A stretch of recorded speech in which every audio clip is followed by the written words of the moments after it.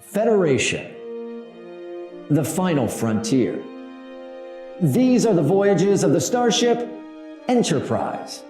Its mission? To explore digital transformation, to seek out new services and new technologies, to boldly go where no man has gone before.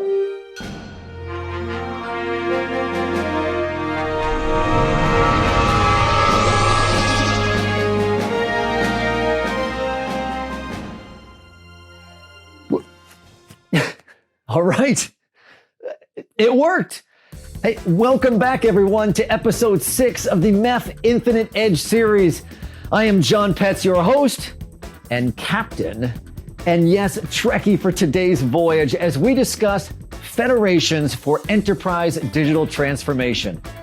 It's all about ecosystems of complex service supply chains coming together harmoniously in warp speed automation. And as a big Star Trek fan, I was kind of geeking out over the connections to this episode. The focus on Federation and the Starship Enterprise were pretty obvious, but did you know that technology used in the original Star Trek series, airing over 50 years ago, ultimately became a reality? That's right, I mean, cell phones, Bluetooth, voice recognition, and even video conferencing, all of which are now a big part of our work from anywhere world. Like MEF's Federation vision for today, it was very forward-looking stuff. But we're not there yet. As we navigate this new space, we've still got some work to do, which reminds me, I should probably record today's log for Starfleet Command. This thing, it never works. Excuse me, technical difficulties. Okay. Captain's log. Stardate 060921. The USS Enterprise has entered uncharted territory. We are surrounded by disaggregated network cloud and technology providers and MEF, leaders of the Borg. On board, our digital transformation grows more challenging. Unforeseen events have compromised our engines and drained our reserve power. If there is a solution, it almost certainly will involve an alliance within this ecosystem. Thank you, all done. Now, throughout the show, we'll be hearing from various members of Starfleet Command, our sponsors, speakers, and analysts about the vision for forming these new and necessary federations. After all, the days of basic connectivity services are gone. Instead, we see service providers offer increasingly complex and dynamic services, combining connectivity, compute and storage with low latency and high levels of security. But since no one service or cloud provider has every single component of these services in its inventory, they will have to engage with a wide range of partners in a very large, heterogeneous, and competitive ecosystem. Stick around. Today's episode is going to be very interesting, but first, let's take a quick look back at the highlights from our previous episodes. You can imagine that when you get to that level of latency, you can create some truly innovative use cases that allow us to use the network to move workloads at the speed at which the mind processes reality. We believe that this digital transformation journey is all about customer experience transformation and ease of doing business with our customers going forward. While the standards are there, I think getting the ecosystem to work together, make sure that the expected outcome and slicing performance is extended beyond network borders. And I really think like a group like MEF can help standardize these and make sure they work well. The ability to virtually slice across the network and offer different capabilities for customers, use cases, and services as they require. SASE services are really expected to provide an optimal combination of networking and security. These more complex business scenarios that are actually great opportunities for everyone involved. Networking is cool again, right? Networking is cool again.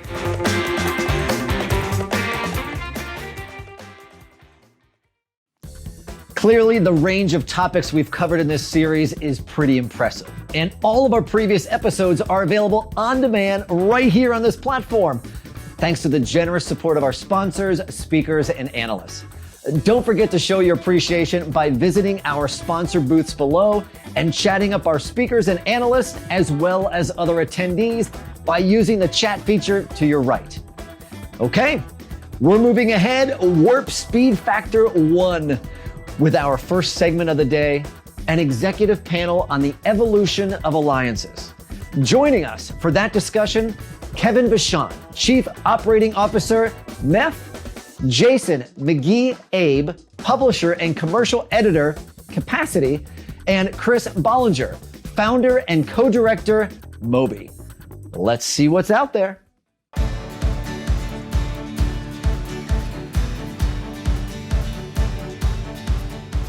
Hi, good morning, afternoon, and evening from wherever you are joining us from. It's a pleasure to be invited to take part in the Infinite Edge series, Episode 6, Federations for Digital Transformation. Here we've got an executive panel discussion where I'm delighted to be with MEF's very own COO, Kevin Vachon, and also Chris Ballinger, founder and co-director of Mobi.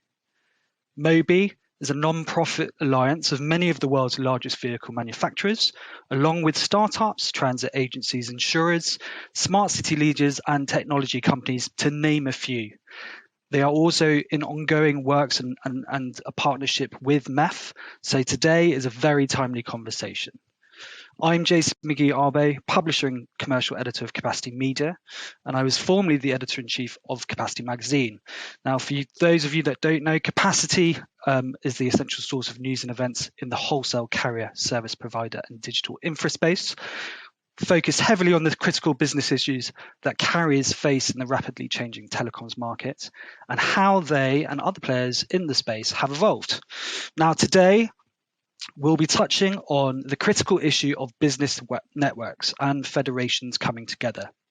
It's a topic that has come into the mainstream, and there's been an explosion of interest over the past 18 months, especially amid the COVID pandemic, remote working, and obviously identifying lots of IoT opportunities. Use cases such as connected thermal cameras, detecting potential COVID-19 infections, health monitoring, wearables, sensors, all of these things have really shown the enabling effect of the future.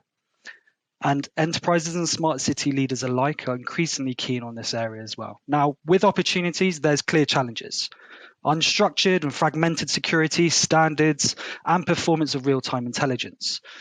So we'll be touching on all of these areas today, the role that federations can play in solving this last mile problem, which is very clear and imperative for the economy of tomorrow. And trust, reputation, assurance, and credibility are imperative to this subject. So with that, I'd like to welcome you all again. And once all of this enabling piece is sort of created, it'll potentially open up trillions of dollars worth of new economic activity and opportunities. So on that, I'd like to welcome Kevin, MEF's very own Executive Director of Infinite Edge, to hear more about why MEF has in particular singled out this theme of federations and what specific areas of work is being conducted at the moment. And we'll also hear from Chris, of course, about the great work that Mobi is carrying out as well. But Kevin, over to you. Why has MEF picked the theme of federations? Yeah, thank you, Jason, and great to have you here. And we really value the partnership we've had with Capacity over so many years. And Chris, a new relationship with MEF. Thank you very much for joining us today. The topic of federation is going to be very central to digital transformation, we believe. And let me just sort of paint the picture of where MEF came from and why we're at where we're at here. So, our focus on our evolution to federations really started with the work that we've done in the wholesale space, right? We've always had an emphasis on wholesale services standards, connectivity services standards, certifications. We evolved that to an automation framework. So technically how carriers could automate services amongst themselves, wholesale services. We built out, APIs for that purpose. Once you build out the APIs, it starts to take you into commercial issues because you're dealing with things like quoting and ordering and billing and so on and so forth. So you saw MEF moving up the market, if you will, or up the stack into more of the commercial space. And as you get into things like especially billing and settlement, you're starting to look at smart bilateral contracts. You're looking at distributed ledger technologies, blockchain, et cetera, et cetera. So it's really a set of ingredients that are required for ultimately carriers to have fully automated commerce amongst themselves, and that is essentially leading to what MEF will ultimately define as a federation. Federations mean different things to different people, and it'll be something important for MEF. So that's number one. Number two is we see that the work that we've done, because we've put a lot, there's years of heavy lifting that's gone into this. That work, it can be very portable and can be leveraged by other organizations as well, other federations, if you will, other communities, and so on. And we have a great example of that with Mobi today. So that's how we got here, and that's why we believe the topic is really important as part of our Infinite Edge series. Let me talk a little bit about the rest of the episode. It's very fitting to have Paul from PCCW Global, their CTO, with us here today. We have to give a ton of credit to their CEO, Mark Halfinger, who really had the vision, what MEF could do to build on the great work we've done, in the services area for so many years, and really encouraging us to move into commercial area work. And he was really a great driver. So it's great to have PCCW because they've been just a tremendous supporter and contributor to that work. So we're going to hear from Paul, and we've got the analysts coming in talking about the sort of the drivers for this for federation-oriented capabilities. We've got Daniel Barlev, our VP of Strategic Programs, who's going to outline more specifically the work that MEF is doing, the different areas of work that will contribute to federation. And we have deeper dives from some very senior representatives of our member community coming in. So we think we've got a pretty well-rounded set of topics for today. So I think, Chris, it's probably a great time to turn it over to you and tell us a little bit about Mobi and maybe the relationship with MEF. Sure. Thanks. And thanks for inviting me to join the conversation today. Maybe a little bit of background on Mobi. Mobi is the Mobility Open Blockchain Initiative. We launched out of the work a bunch of automakers and technology companies were doing about 4 years ago. What we found is that everybody was excited about this new technology of distributed ledgers and collaborative business networks. Everybody was doing experiments, POCs, putting cars on ledger, putting infrastructure on ledgers, work in supply chains, in rideshare and car share on ledgers. And what we found was the technology worked great. It was fairly easy to put a car on a ledger, but very hard to do anything with it. We all doing the same POCs, all finding that it was impossible to scale. And in hindsight, it was fairly obvious why. These business networks, blockchains, ledgers are essentially collaborative tools and collaborative technologies.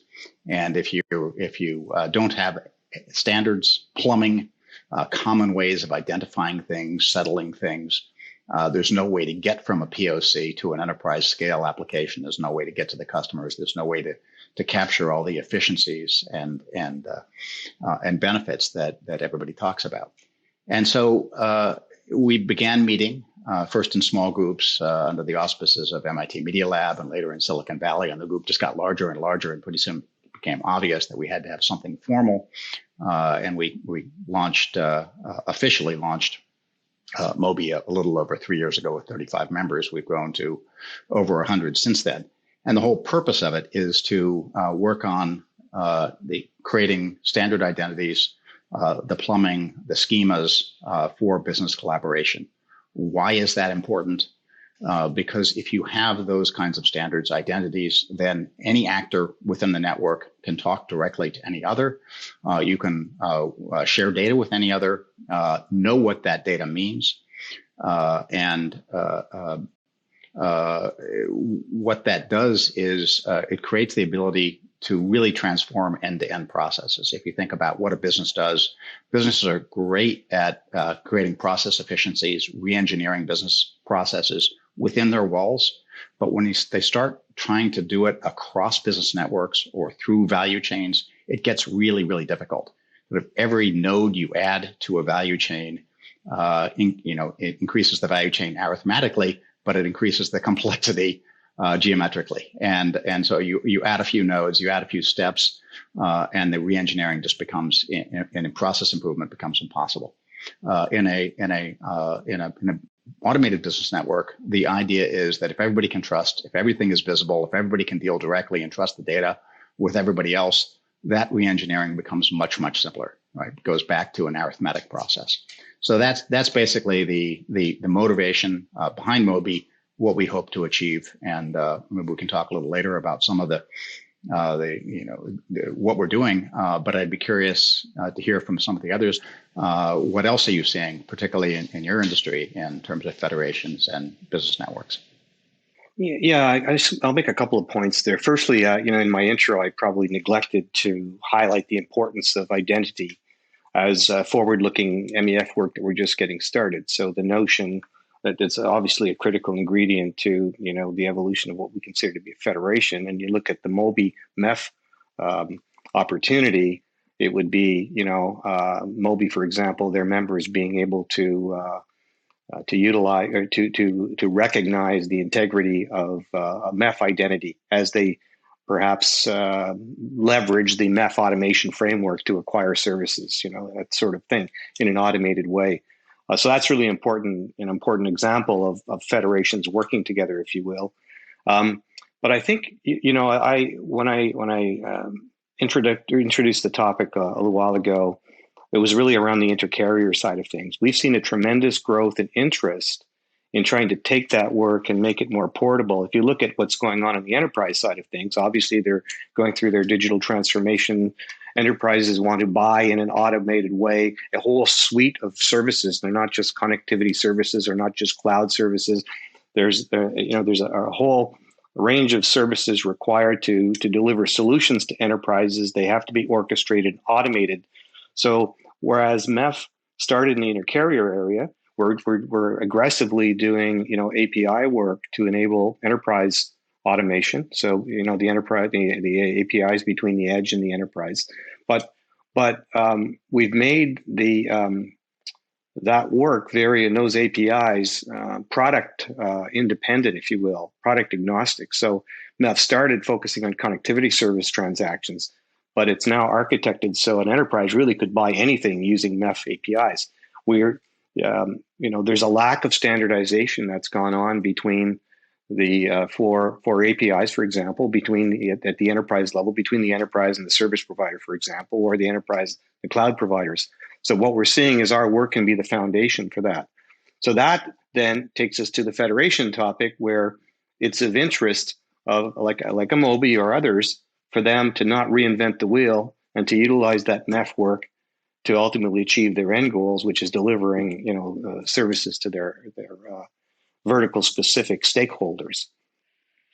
So maybe I can pick up on that. I think it doesn't matter too much what you call it or how you define a federation. The idea behind it is extremely powerful. Whether you call it a data commons or an automated business network or a consortium chain or a private permissioned environment, doesn't matter.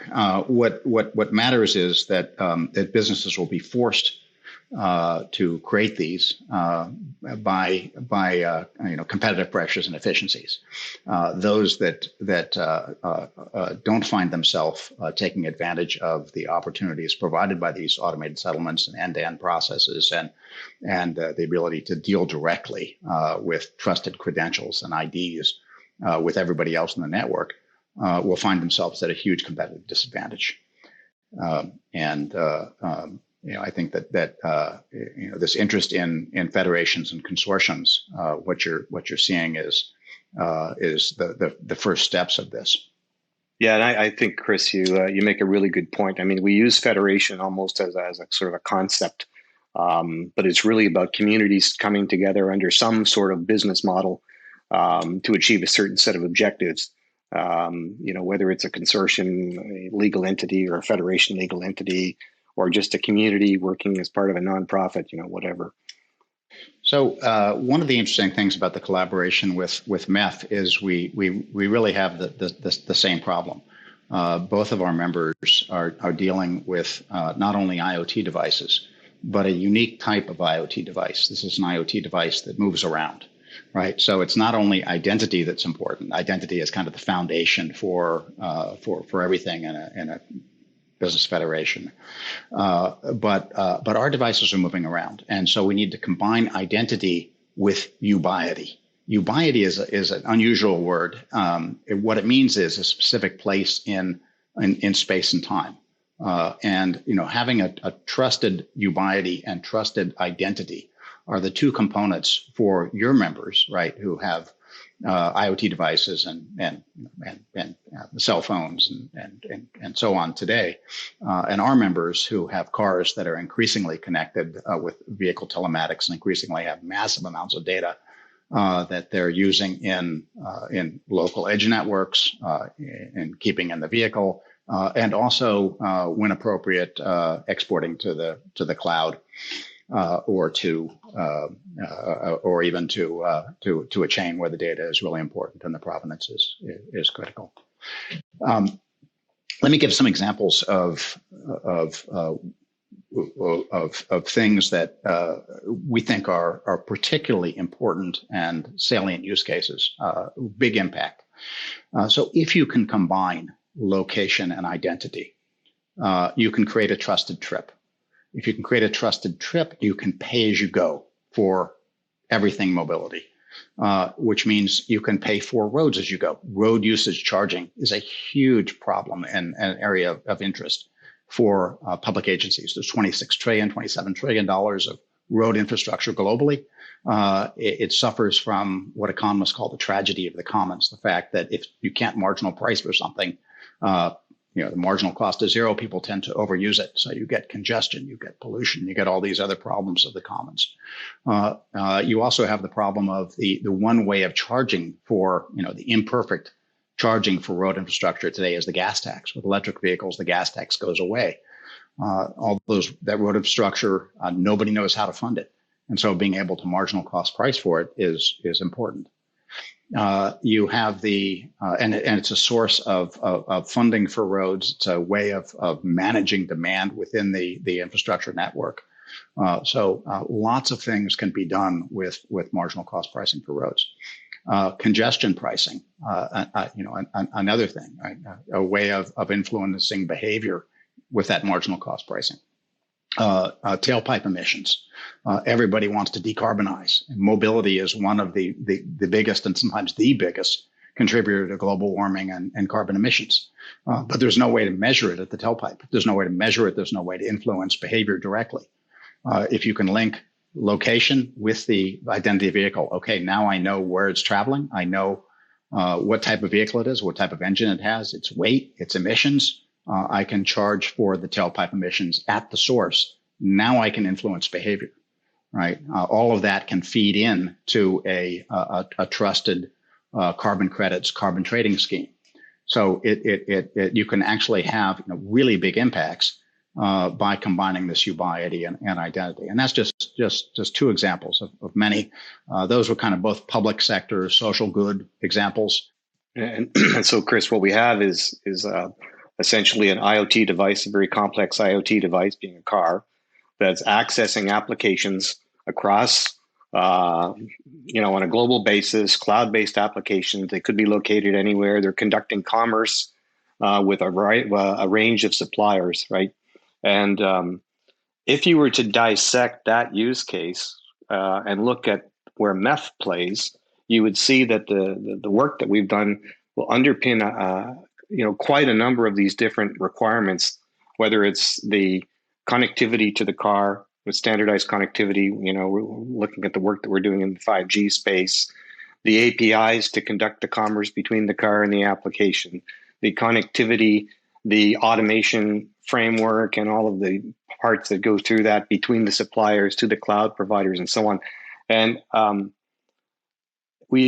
would encourage the listeners here, the viewers, to go to the MEF website and look at the proof of concept showcases that are available on demand, because we have about 7 use cases that are delivering against a different 7 proof of concepts that are showing how these end-to-end solutions are created against a different set of use cases, but they're all similar in terms of the complexity and the requirements, right?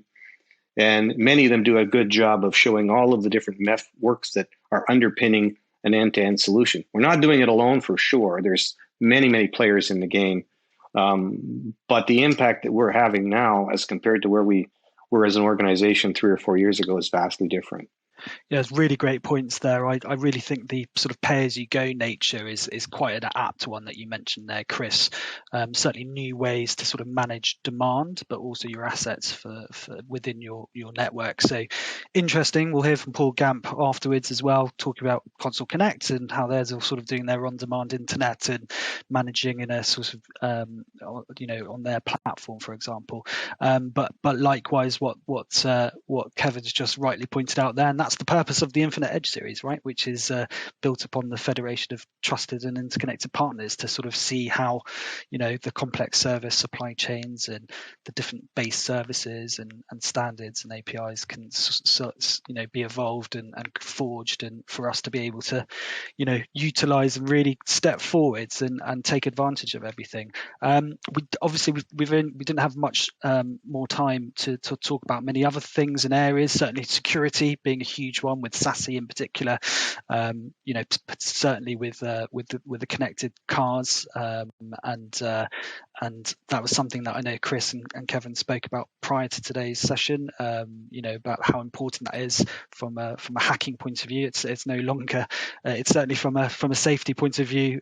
Someone can easily, well, not easily, but if unencrypted and the processes and things are not in place properly, could be subject to medium or very high severe breaches. So, huge areas of conversations, but I'm sure that you'll be discovering a lot more with the rest of the MEF Infinite Edge series. But with that, I'd just like to say thank you for myself and also for Kevin and Chris to join us today, just to give us a bit more of an insight, especially in terms of how MEF and Mobi are seeing federations and the importance of alliances.